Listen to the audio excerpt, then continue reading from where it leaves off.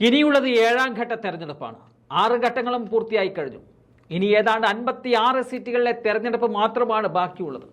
ഇപ്പോഴത്തെ സാഹചര്യം നോക്കുമ്പോൾ ഈ 56 സീറ്റുകളും ഒരുപക്ഷെ രാജ്യം ആര് ഭരിക്കുമെന്ന് തീരുമാനിക്കുന്നതിൽ നിർണായക ഘടകം ആവുമെന്നതിൽ തർക്കമില്ല.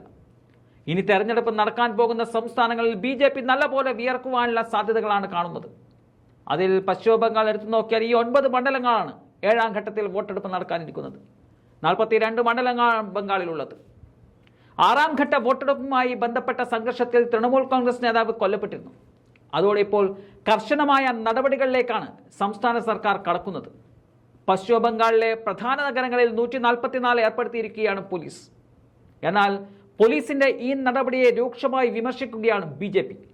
ലോക്സഭാ തെരഞ്ഞെടുപ്പ് പ്രചരണത്തിനായി പ്രധാനമന്ത്രി നരേന്ദ്രമോദി അടുത്തയാഴ്ച ബംഗാൾ സന്ദർശിക്കാനിരിക്കെ ഏർപ്പെടുത്തിയ നിയന്ത്രണം രാഷ്ട്രീയ പ്രേരിതമാണ് എന്നതാണ് BJPയുടെ ആരോപണം.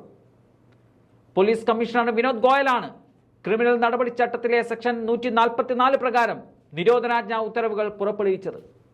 മെയ് 28 മുതൽ ജൂലൈ 26 വരെ ഉത്തരവ് ബാധകമാകുമെന്നതാണ് മെയ് 22 പുറപ്പെടുവിച്ച ഉത്തരവിൽ പറയുന്നത്.